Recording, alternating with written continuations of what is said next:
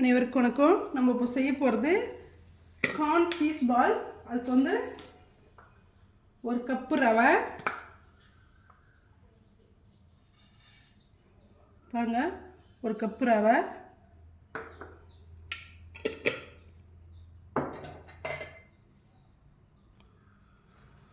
இந்த ஒரு கப்பு ரவை கூட அரிசி மாவு ஒரு அரை கப்பு.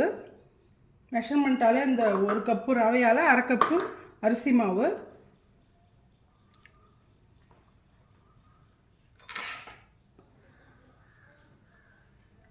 கொஞ்சம் ஏதாவது வெஜிடபிள் போட்டுக்கலாம். கேரட் ஒரு பாதி,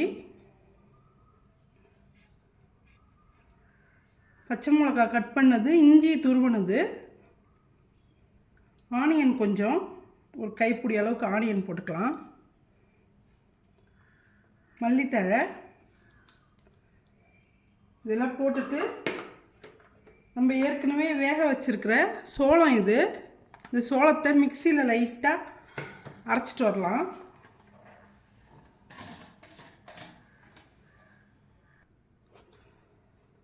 பாருங்கள், இந்த சோளத்தை மிக்சியில் இது மாதிரி அரைச்சிட்டு வந்து அதையும் போட்டுக்கலாம். போட்டுட்டு இதுக்கு தேவையான மசாலாலாம் ஆட் பண்ணலாம்.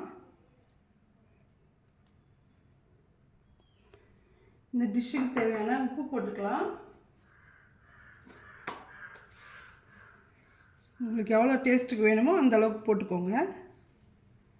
உப்பு போட்டுட்டு கொஞ்சமாக பெப்பரு, ஆம்ச்சூர் பவுடர் கொஞ்சம் போட்டுக்கோங்க புளிப்புக்கு டேஸ்ட்டுக்கு.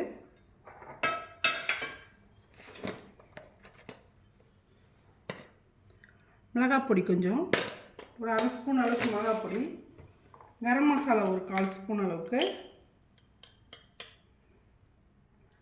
போட்டுட்டு இது எல்லாத்தையும் நல்லா மிக்ஸ் பண்ணணும். தயிர் ஒரு 3 ஸ்பூன் அளவுக்கு போட்டு இந்த சின்ன கப்பால் ஒரு கப்பு தயிர் ஆட் பண்ணிக்கோங்க. போட்டுட்டு இது எல்லாத்தையும் நல்லா மிக்ஸ் பண்ணுங்கள். மிக்ஸ் பண்ணி கொஞ்சம் நேரம் ஊற வச்சிடணும்.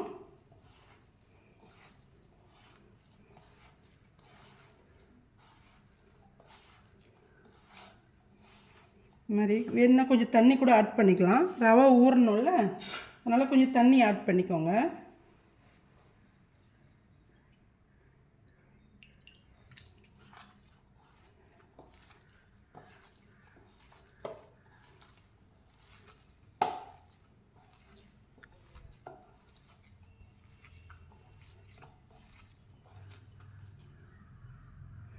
இதை அப்படியே நல்லா மூடிடலாம். தட்டை போட்டு மூடிட்டு ஒரு 10 நிமிஷம் அப்படியே விட்டுறணும். பாருங்க, நல்லா ஊறி போயிருக்கு. ரவை, அரிசி மாவு, வெஜிடபிள்ஸ்லாம் போட்டிருக்குல்ல, அதெல்லாம் சேர்ந்து நல்லா ஊறி போய் இது மாதிரி நல்லா ரவுண்ட் பண்ணிக்கோங்க. ரவுண்ட் பண்ணிவிட்டு இது மேலே மொசரல்லா சீஸ் கொஞ்சம் வச்சுக்கோங்க. அதுக்கு தான் இதுக்கு பேர் கார்ன் சீஸ் பால். இது மாதிரி நல்லா பாலாக உருட்டி எடுத்துக்கலாம் எல்லாத்தையும்.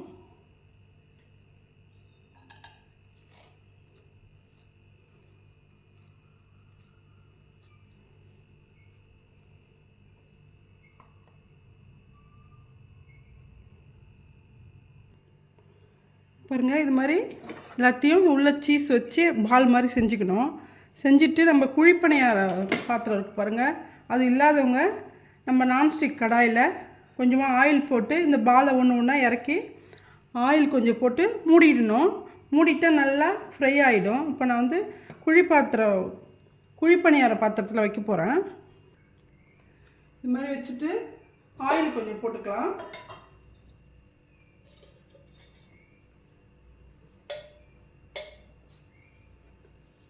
இது ஃபுல்லாக ஆயில் கொஞ்சம் கொஞ்சமாக போட்டுக்கோங்க. அப்போ தான் நல்லா வேகிறதுக்கு கரெக்டாக இருக்கும்.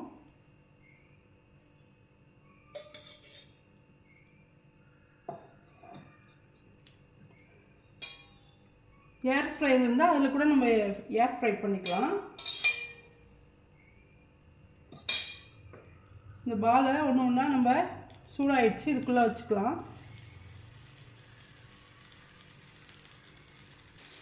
பாருங்கள், இது மாதிரி எல்லாத்தையும் அடுக்கிட்டு நம்ம மூடி போட்டு சீராக வேக வச்சுட்டு கொஞ்சம் கொஞ்சமாக திருப்பிக்கலாம்.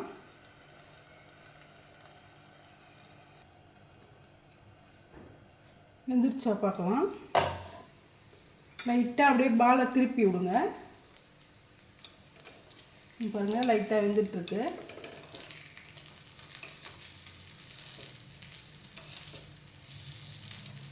எல்லா பாலையும் அதே மாதிரி திருப்பி திருப்பி விட்டுடலாம்.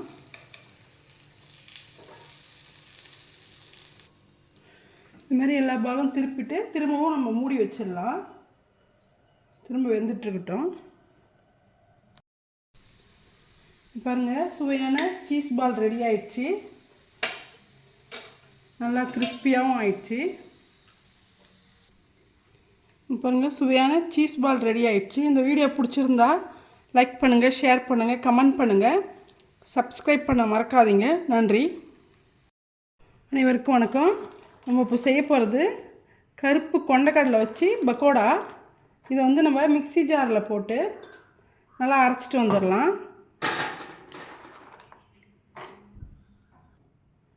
இது வந்து நம்ம நல்லா கொஞ்சம் குறைன்னு அரைச்சி எடுத்துன்னு வந்துடலாம்.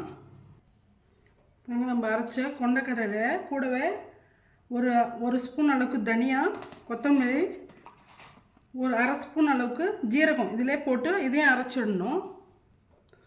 நம்ம அரைச்சதை இதில் ஆட் பண்ணிக்கலாம்.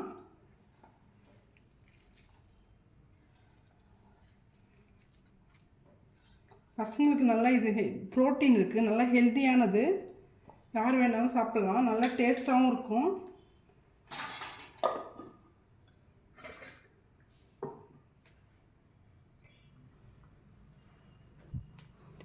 இந்த டிஷ்ஷுக்கு தேவையான ஒரு 1.5 ஸ்பூன் அளவுக்கு கார்ன்ஃப்ளவர் போட்டுக்கோங்க. இது நல்லா கிறிஸ்பியாகவும் இருக்கும், நல்லாவும் இருக்கும். கார்ன்ஃப்ளவர் போட்டு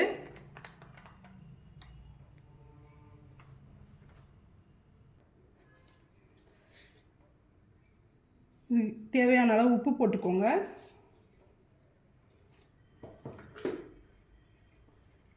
இதுக்கு மல்லித்தழை, பச்சை மிளகா, ஒரு அரை பச்சை மிளகா, கேரட்டு, ஆனியன் போட்டுட்டு கொஞ்சமாக காரத்துக்கு மிளகாத்தூள் போட்டுக்கலாம்.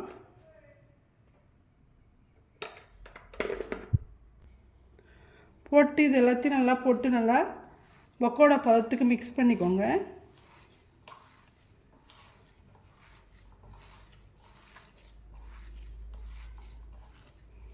நல்லா மிக்ஸ் ஆயிடுச்சு.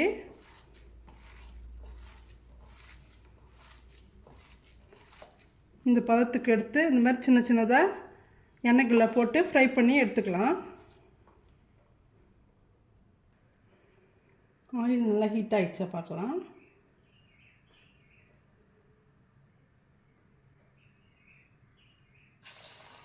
நல்லா ஹீட் ஆகிடுச்சு. இது மாதிரி பக்கோடா சைஸ்க்கு கொஞ்சம் கொஞ்சமாக போட்டுக்கோங்க.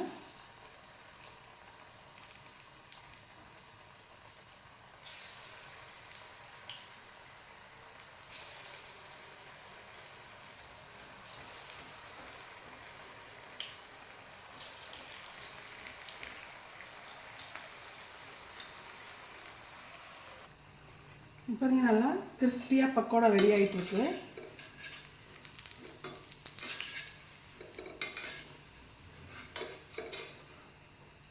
கார்ன்ஃப்ளவர் போட்டதால நல்லா கிறிஸ்ப்னஸ் கொடுக்குது.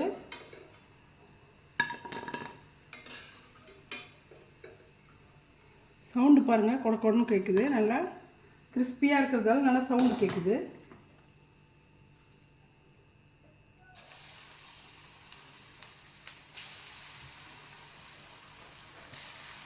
நிறைய நெக்ஸ்ட் பேட்ச் போட்டு ஃப்ரை பண்ணி எடுத்துக்கலாம்.